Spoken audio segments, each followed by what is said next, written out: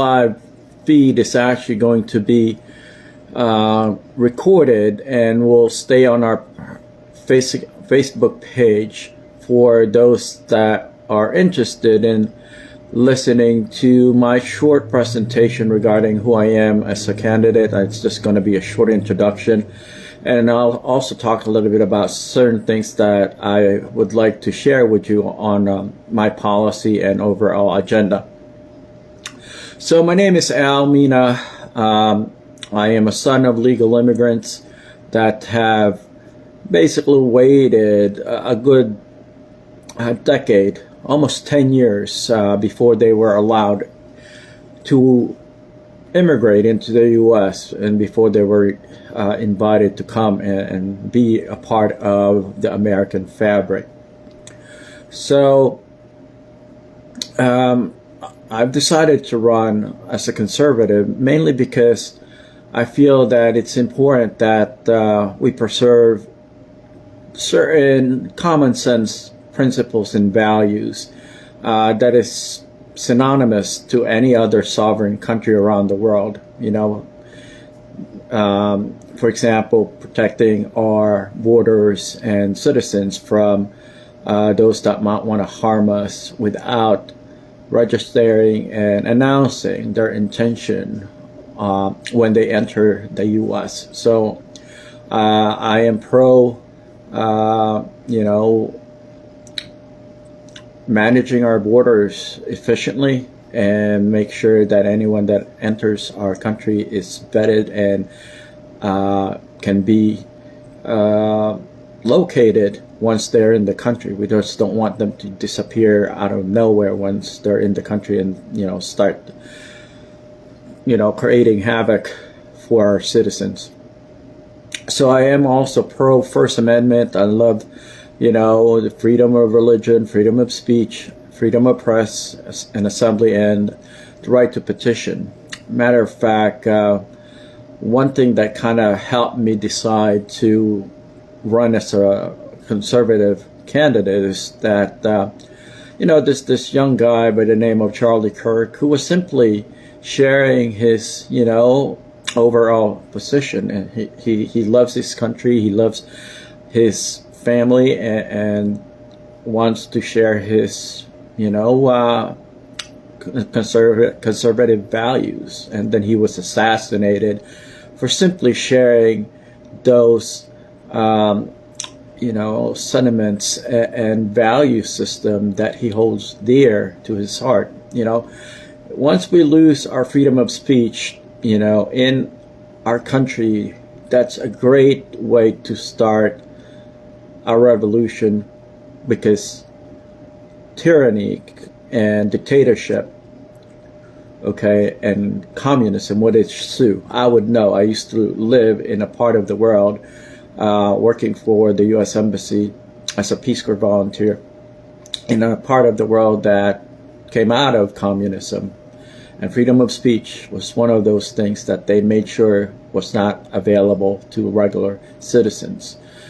So, having said that, I come from a legal immigrant family. I just ended up, studying at a conservative university, Liberty University in Central Virginia, and I ended up, playing my violin for Dr. Jerry Falwell, who was the chancellor at that time, and he would basically, introduce us, or me specifically, to Virginia and U.S. politics, conservative politics, obviously.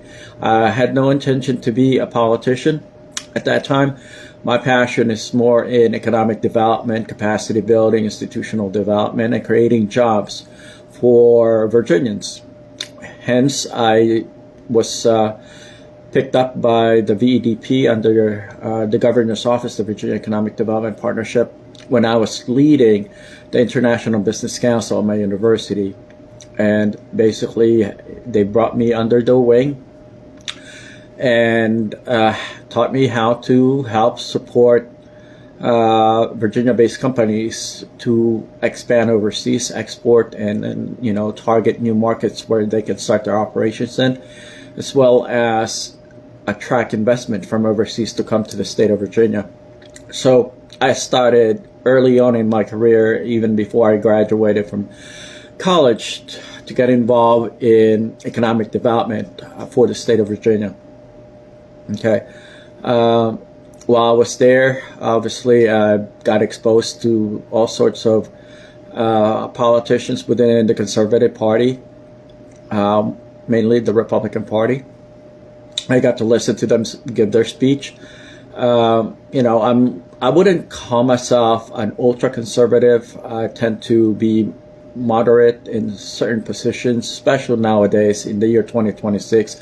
We definitely need to start, entertaining new ideas and concepts that would still be somewhat, conservative in principles, but we need to make some adjustments to how we entertain the doctrine of conservatism, because as you all can see, we're now using social media, for example, to communicate with each other and share ideas with each other, transfer knowledge with each other. Artificial intelligence, there's a lot of technological advancement that could disrupt various conservative agendas and values. And then we need to learn how to efficiently navigate around that, in my opinion. I'm pro Second Amendment, right to bear arms, although I don't really own a gun or any firearms. I do support those that would like to have their own guns, specifically because we don't know people that are coming into our country nowadays that could be violent offenders from their home country or whatever. We definitely need to protect ourselves from those individuals as well as those that are already in our country. There are Americans that are also pretty violent, and we need to make sure that there is a way for us to defend ourselves. So I'm definitely pro Second Amendment. I believe life begins at conception. I myself was almost aborted because I wasn't planned. My parents didn't think that I would be around, so I wasn't planned by my folks, and they actually attempted to abort me. So had that happened, then I wouldn't be around here. So I definitely believe that life begins at conception. I believe in civil rights, human rights. I tend to be colorblind. You don't have to tell me what the color of your skin is. I can see you. For now, I'm not blind or anything. I can tell what ethnicity you'll probably come from. You don't have to promote your ethnicity to me, because I can tell your ethnicity for the most part. I don't support ethnocentrism. I don't subscribe to ethnocentrism. Regardless, I know every race out there has bigots in it. I know every race out there has racist people in it. So I'm not overly infatuated with ethnocentrism. Education, I believe that we need to equip the next generation of Americans with new world market relevant curriculum. They need to know how to use artificial intelligence and be competitive with the global marketplace, because I've traveled around the world. I've seen the evolutions of the markets that were previously undercapacitated, and they basically leapfrog from not having anything to getting an abundance of resources using technology, and be able to apply technology to increase their overall capacity as a marketplace. So I definitely want to support that for Virginians, young Virginians that are looking to gain knowledge to be able to compete in the new world marketplace. So they have to have a curriculum that is up to par to the evolution of the marketplace worldwide, not just within the country. Somebody had asked me about the healthcare policy that I will be implementing. I'm pro healthcare. You can't have a labor force that are weak and ill. So we have to provide the best and optimum healthcare solution for our citizens in the state of Virginia. So I believe in universal healthcare, although I'm also exploring, a 3-tier concept, which is one of them is universal healthcare for those individuals that simply cannot afford to have healthcare. Okay, their purchasing power, their income source, and our overall capacity to pay for their medical, sustenance and bills is just not available. So we definitely want to give them the best quality healthcare possible under the universal healthcare plan that I'd like to implement. But that doesn't, alienate the pre-existing Medicaid system that we already have. We're just going to basically work together to basically implement what is already available for the public and increase services and give them additional opportunities, may it be within the state or out of state or even internationally, going overseas, so that they can get access to medical resources abroad if need be. If the facilities and healthcare service providers are as competitive as they are here in the U.S. and up to par in value, then we should be able to provide that kind of service to Virginians that would like to get, their healthcare service overseas. How am I going to pay for universal healthcare? So the way that I would do this is simple. Based off of our revenue that the state is bringing in addition to our surplus. Okay, so we're going to reinvest the surplus to create additional to have an additional income source by increasing the purchasing power of our citizens. Once we increase their purchasing power, then they can support the universal healthcare system. That way, we're not, specifically taxing them. We're just basically going to use the surplus that the state is going to be receiving off of the, finances that the state is accumulating because of the overall structure that we're going to be implementing. So this could be in terms of reimbursements or whatever additional surplus that we have from the revenue that the state is receiving. So we're going to decrease cost of living. We're going to decrease, any cost of anything and everything in the state by implementing a financial strategy that's going to stimulate our local economy. We're going to also increase investment from out of state to enter the U.S., into the state of Virginia, and as well as from overseas. So Obamacare is not really similar to what I'm looking to implement. Obamacare are subsidies that they provide to, private medical institutions that support the local population. So it's actually a privatized, overall system, because it's giving, the medical industry a monopoly in servicing our population through that Obamacare policy. So my policy is not going to be that.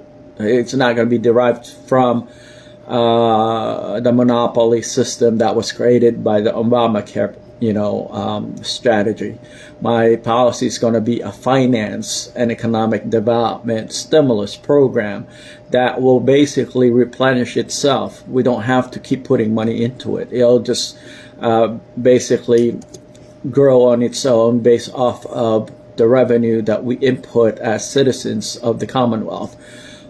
So, if you guys have heard of universal healthcare in Canada or even in Europe, in other parts of the Western world, the way that they created it is they privatized their system. And the problem with privatizing your system is that there's not a lot of competition involved in terms of the service providers that are going to be able to service the population. So what we are actually doing is a little bit more, sophisticated, because we're going to create a budget and put our funds into that budget by basically pooling the sources and all the surpluses that the state is not using or will never use, instead of refunding it back to the citizens. We're just going to go ahead and put those surplus into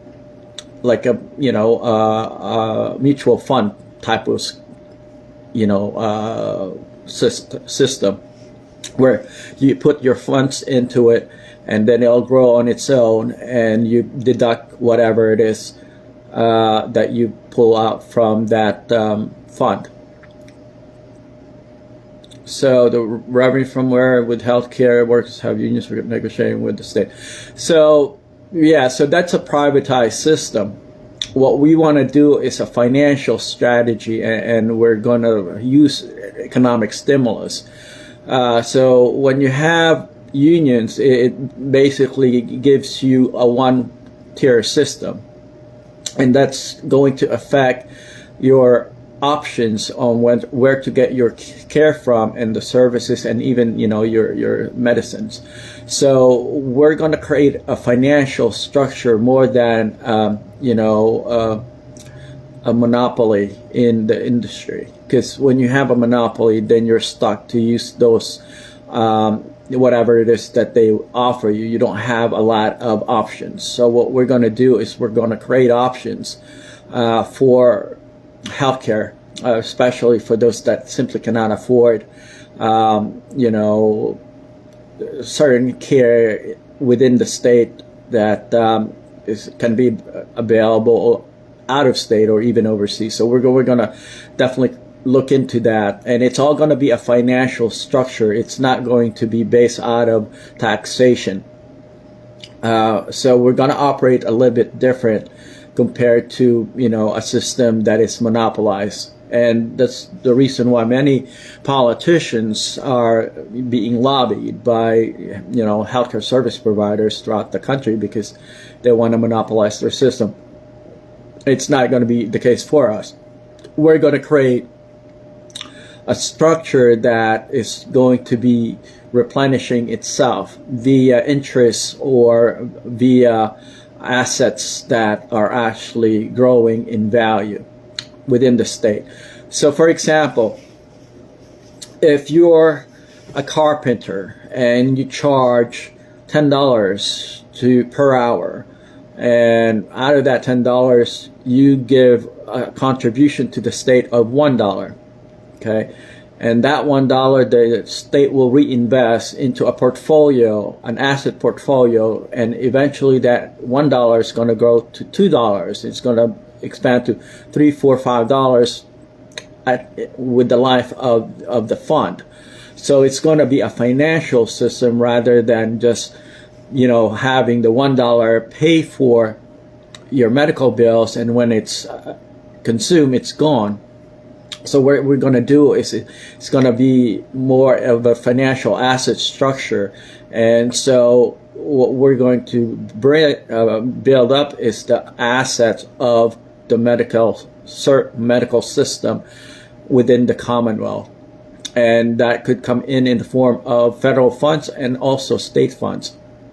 So there's a lot of ways and means for us to increase our purchasing power for regular,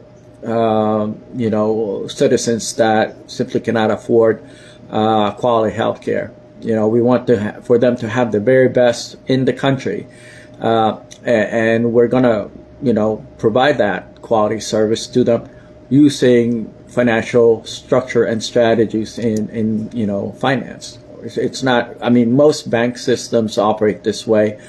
Unfortunately, not a whole lot of people in government, state or the federal government, is that well versed in finance or well versed in economics.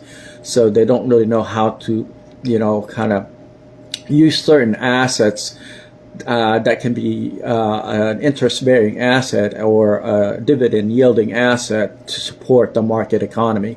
So there's 8 million people in the state of Virginia. So would Obamacare? Well, Obamacare, is a monopoly. It's a privatized system that is not replenishable once you consume the $1 out of the $10 that I was talking about. So that $1, once you consume it, it's gone. What I'm trying to build and will implement is for that $1 to grow in value, in purchasing power. So we're going to create a structure within our financial system that the market itself is what's paying dividends to the population. Okay, and what I mean by the market is whatever we invest into our system. As the market grows, then the market would yield revenue, and the revenue will be given to those that are in need of care and service. So all of this could be implemented within the state of Virginia. It's impossible to have a universal healthcare system within the country because of the size of our population. But for the state of Virginia, it's pretty easy to do, given that we still have populations that are fairly young, so it can be recyclable. Okay, we can support the baby boomers, we can support the older folks that are in need of optimum healthcare, the very best in the world.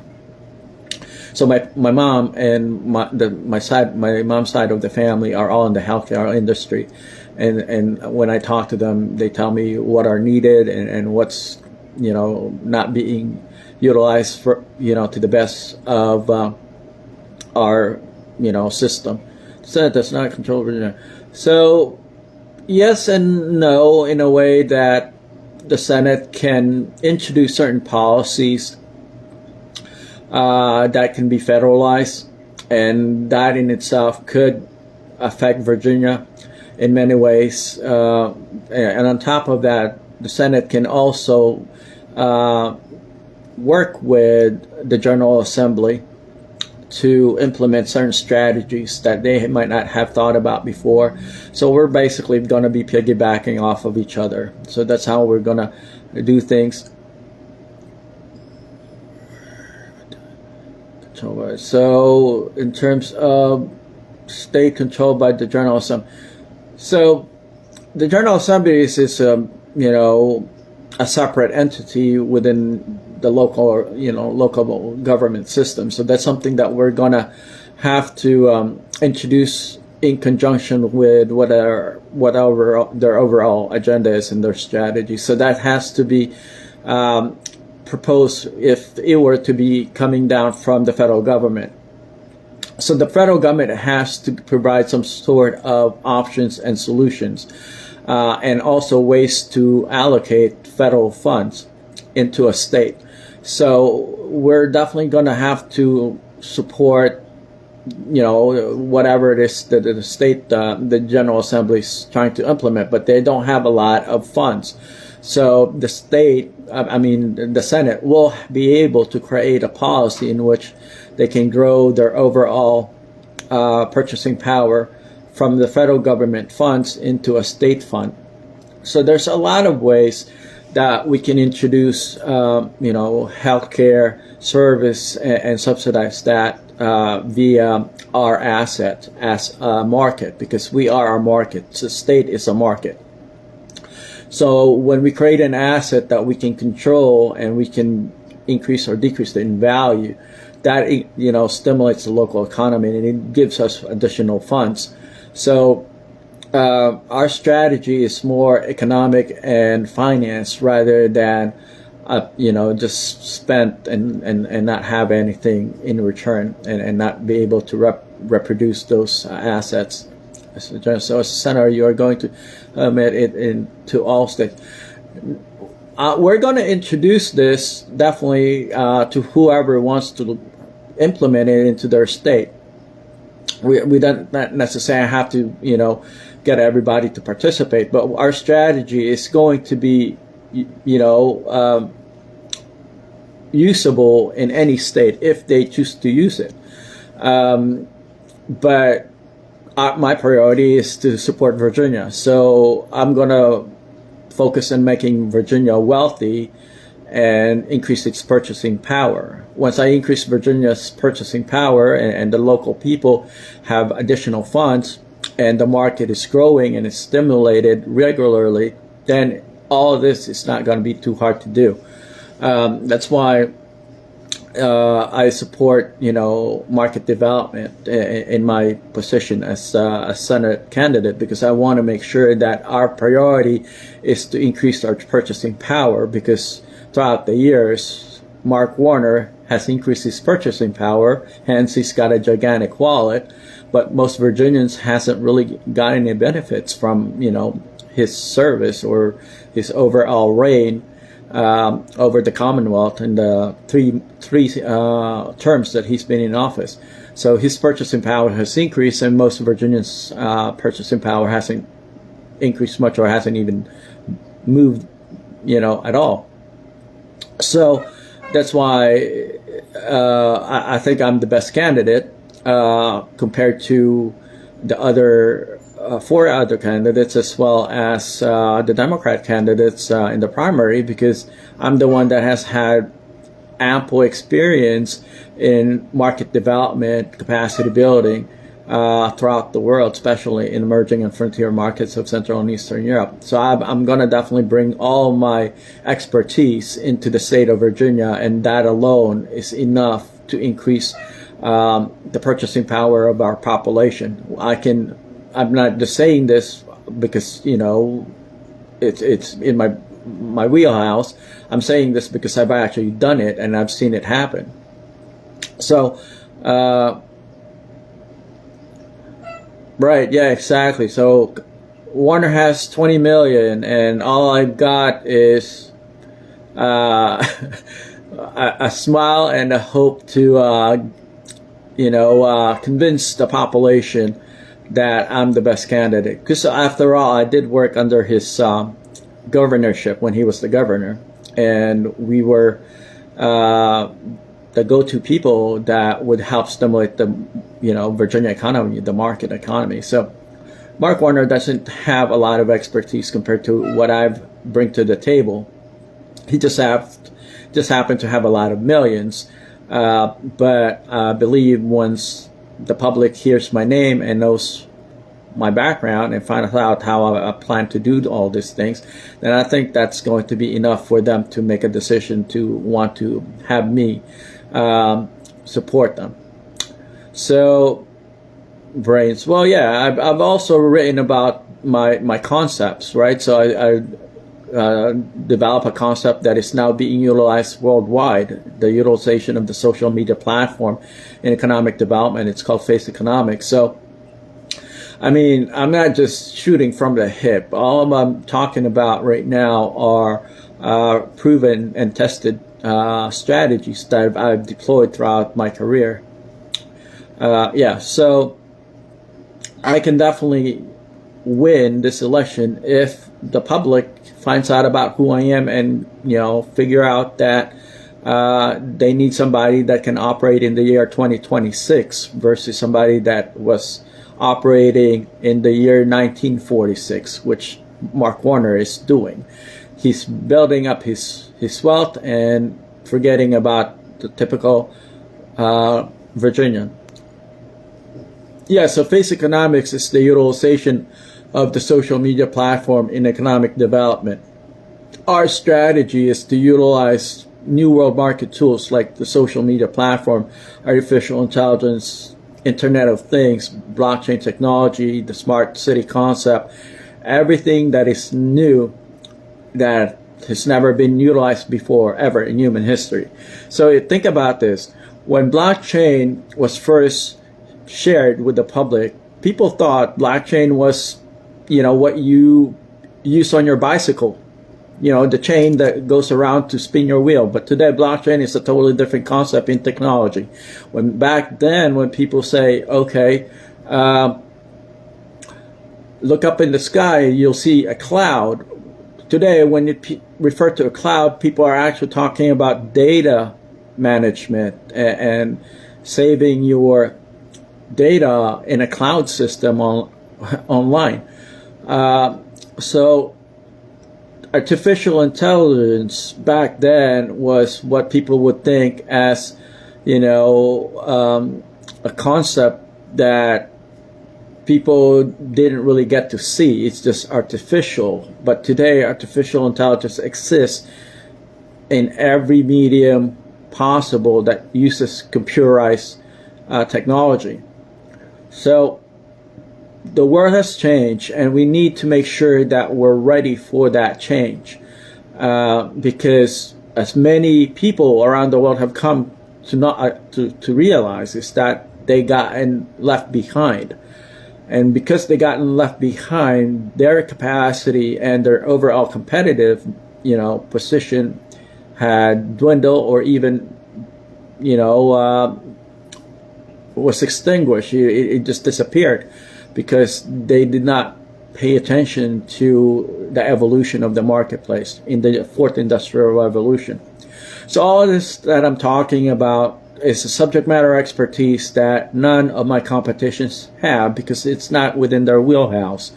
Now, I respect every single one of them. I value their service, especially the ones that are serving the military. But we have to be very, practical in today's new world marketplace. We have to be able to increase capacity and provide value and support the population of our state that simply cannot afford to support themselves. It's not because of their fault. It has nothing to do with their overall skill set. It's because of the evolution of the marketplace. And we have to be able to adjust ourselves and incorporate certain conservative and traditional values in that. So let me move on to limited government, less taxation, increased market investment on capacity building that yields return on investment for Virginians. So this is something that I'm very passionate about. Less taxation, not more taxation, as the new governor just made it clear just 2 days ago that they're going to be increasing more taxes into the state. I think they've introduced 50 new tax plans that they were looking to implement this year. So that alone is going to make things a lot harder for most Virginians, because the more you tax the population, the less purchasing power they're going to have. So I'm definitely going to make sure that once I'm in office, all this disappears. All the burden, financial burden, economic hardship for Virginians will disappear once I take office. Mainly because I'm going to look at the assets that we have as a state. I'm going to look at our overall financial structure. I'm going to look at the purchasing power, obviously, of average Virginians. I'm going to look at budgets that we can bring into the state coming in from the federal government. So there's a lot of finance, accounting, and economics that I will be bringing to the table, in which will make things a lot easier for most average Virginians. And what else did I want to talk about? So we're also going to deploy my strategy, which is the utilization of the social media platform and economic development into the state, in which we're going to create entrepreneurs and provide some sort of support for those that are looking to start their business. We're definitely going to incorporate a strategy that is relevant in the year 2026. Okay, folks, in terms of market development, capacity building, and overall support for our population, because our population is hurting big time. Okay, most Virginians, they're not going to readily admit this to you, but they're hurting financially, and they're hurting. They've been hurting for a long time. Okay, put it this way: the state of Virginia, before Youngkin took office, hasn't grown in terms of our net GDP in 21 years. So imagine for 2 decades, the state has been stagnant in terms of its economic development, portfolio. So it's time for the state to grow. It's time for Virginians to get access to resources that most of our decision makers just don't have the qualifications or expertise to increase and introduce, I should say, to introduce to the market and introduce to our fellow Virginians. So this is why I've decided to run for office, because there isn't a whole lot of candidates with my background. I mean, yes, I'm going against somebody that has millions in his campaign war chest. I understand that. But he doesn't have my expertise. He used to actually piggyback off the expertise of our office, the Virginia Economic Development Partnership. So, yeah, that's the reality of today's world, folks. We need to connect the dots and make sure that we're actually providing value to our citizens and to our state. Because if we don't, we're going to get mowed down. We're going to lose investors. We're going to lose a lot of our educated population. They're going to go to other states. And we're not going to be very competitive. Okay, so that's something that we really need to, very carefully consider at this point. So I'm a consultant in capacity building in emerging and frontier markets of Central and Eastern Europe. I also support foreign direct investment attraction into the U.S. So that's what I do for a living. I deal with governments and countries worldwide to basically develop their markets. And I've been doing this for quite some time. And that's why I want to bring that expertise to Virginia, because at this point in the game, there's not a lot of people with my background in the state, mainly because we cost a lot of money. If you were to hire somebody like me per hour, we charge quite a bit. And most of us do not want to stay in a place where we can't make that kind of money. I just happen to want to help my state because, I love my state. I have tons of great memories in Virginia. So, and I want to serve our people in Virginia. But I could have easily gone, to New York or London, Paris. There's quite a bit of economic development going on those markets and even overseas. So that's my core competency as far as what I'll do for a living. So I basically promote economic development and attracting foreign direct investment into a market and help create jobs and opportunities for the population of a market. Let me see. Data center capacity building. Even though I love technology, I utilize technology on a regular basis. I am against, weaponizing technology, and the data centers are, they can't use our, information and infringe on our privacy and create a monopoly in by using artificial intelligence, because that's fairly common.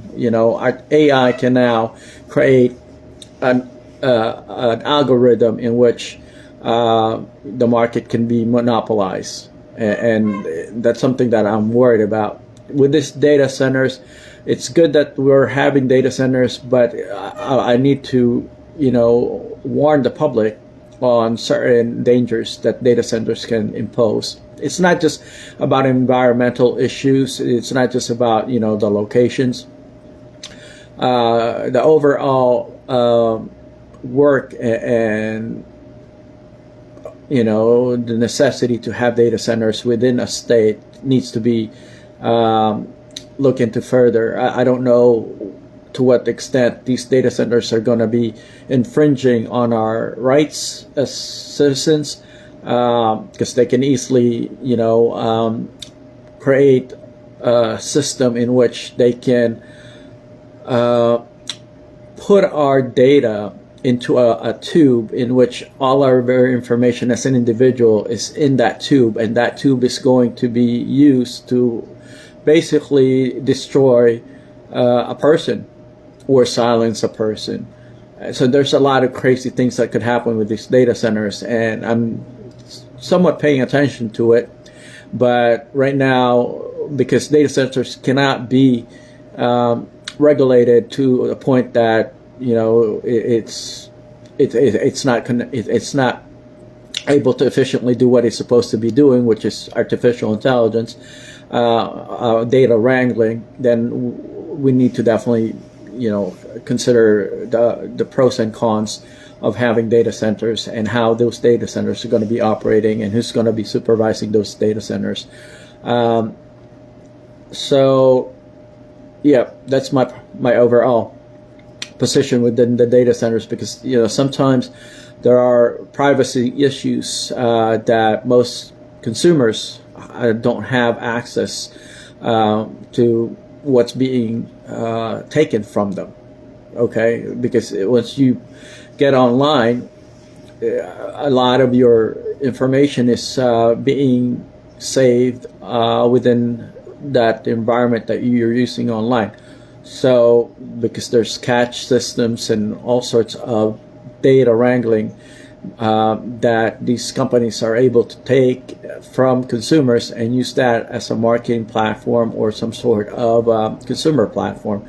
So we need to make sure that the data centers are, efficiently regulated, and that we need to have decision makers that knows what these data centers are capable of doing, first of all. So if you have decision makers that are 60, 70 years old, and I'm not dogging the older folks, in our country, but they won't know half of the things that these data centers or artificial intelligence will be able to implement and basically create, that could violate our privacy and silence the population and not give us the autonomy as citizens to make certain judgment for ourselves, because nowadays artificial intelligence are dictating how we're supposed to be operating.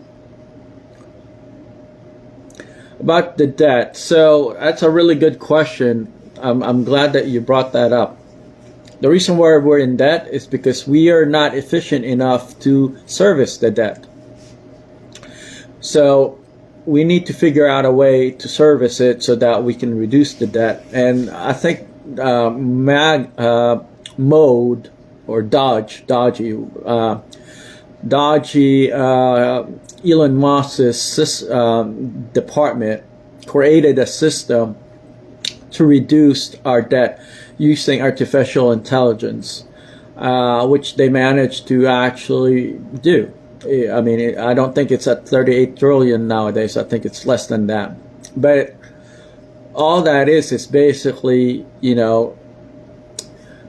we're servicing a debt that is not really in gold. It's not material, like we've lost dollars per se. It's a debt based off of our overall purchasing power. So we've lost our ability to support our overall market economy because of that debt. So we need to make sure that our purchasing power is increased. And once you increase your purchasing power, it's easier to service a debt, because you can basically, if you follow accounting, then you can use your debit and credit system to reduce the reserves from your revenue, from your taxes, to offset your debt. So we're going to use artificial intelligence to basically look into all of our charts of accounts and balance sheets and look at what it is that we need to pay off. Yeah, I'm familiar with the debt clock. Yeah. So a debt is basically, it's a fictitious way of saying you have to, cough up whatever it is that you owe. But in accounting, you can withdraw a debt by offsetting it. So you have your debit and your credits, and you basically reduce your debt by offsetting your liabilities. So once you offset your liabilities, then whatever revenue you bring in will be in balance with the debt, so you can reduce the debt that way. Okay, we don't necessarily have to tax the public. There's a lot of ways to pay off debt using our assets. So the asset itself, is our ability to produce. So as a market, okay, and our market is still pretty powerful and strong, and people still want to invest into our market. So I'm not overly concerned about our debt, because every country has sovereign debts. What I'm more interested in doing is increasing our purchasing power, because once you increase your purchasing power, it's easier for you to, service debt that way. And it also reduces inflation once you have more money that's circulating. We are also running a 1.5 trillion deficit spending. We are spending more than we take in what would you call spending. Well, there's a lot of ways that we can reduce, that kind of spending. But you have to understand the majority of our politicians don't have finance, accounting, economics background. Majority of our politicians are spenders. These are lawyers and doctors and people that knows nothing about, building companies or increasing market efficiency or creating jobs. Look at, for example, lawyers charge $200-300 per hour just to talk to you.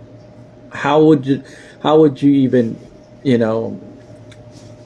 support that kind of rate when our decision makers are spenders? All of them are. They're good at spending. They don't know how to make money, and the only way they know how to make money is to tax the public. So I don't want to tax the public. I want to make sure that our assets are actually, creating wealth for us, that we invest into certain infrastructures and stimulus in our market that will service our debt and service our public.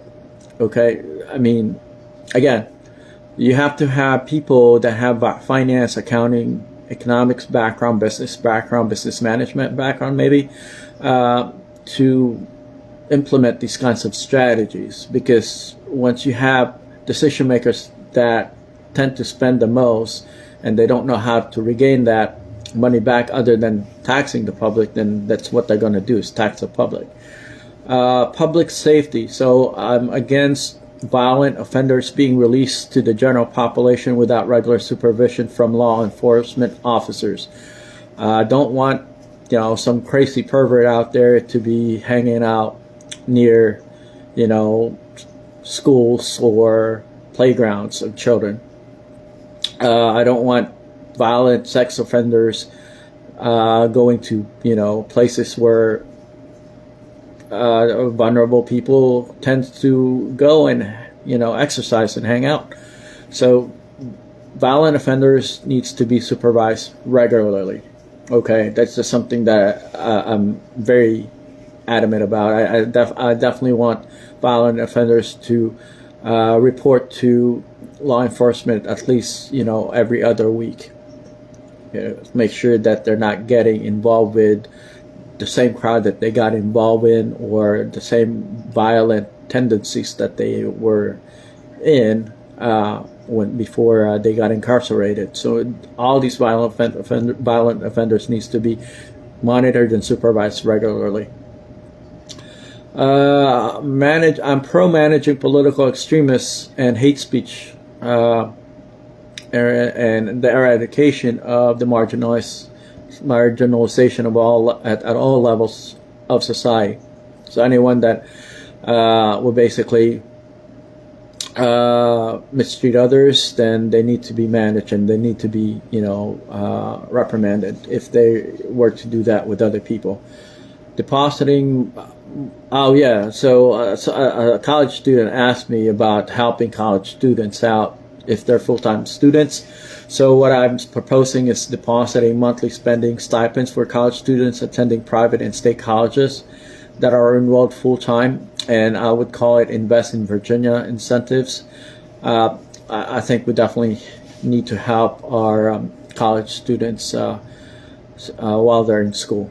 Okay, it doesn't matter if they have a part-time job or if they're like on work-study program. They need, some funds to support themselves, and we as a state will have a surplus once I take office. That's going to be my main priority, is for the Commonwealth to be wealthy. Okay, it says Commonwealth. I'm not talking about socialism. I'm talking about market development. Okay, so we're going to develop our market to the point that our citizens are going to be wealthy, or if not wealthy, at least are going to be satisfied with their quality of life. They can live the way that they want to live. So, and have additional funds to do that. So that's something that I'm going to be implementing. I'm pro-legal immigration, and I support process documentation procedure, and that what basically all it means is that whoever it is that decides to come to the U.S. to immigrate into the country, they have to go through the documentation procedure. They have to tell us who they are, where they're from, what they were doing in their home country, and their health records and all that stuff. They have to go through the documentation process. And we prefer to have educated people come to our country that could contribute to our market economy. Okay, they have to be able to show and prove that they can contribute to our market and to our population altogether. Okay, folks, we don't want those individuals that just want to, suck all our resources and not contribute to our society. We want people that wants to move to America and be Americans to contribute to this country, not to their home country, not to the places that they try to escape from. They have to contribute to America and want to preserve and protect our values, and they have to assimilate. They have to learn to assimilate. They don't have to love every single Americans. I'm not asking for them to, sing Kumbaya and around a bonfire with other Americans. All I'm saying is that they have to respect who we are and adjust, just like my parents, just like I did, just like everybody else that came from another country. We have to, basically have them consider that and participate in the development of our society and country. Secure borders, I already said this. We definitely want to protect our borders. I'm pro-capacity building of our military and strategic first mover advantage in key theaters to protect U.S. interests and that of our allies. So, as you all know, we've spent hundreds of billions of dollars to support Ukraine in a war that could have been prevented had we had the right people in office, at that time. But here we are today.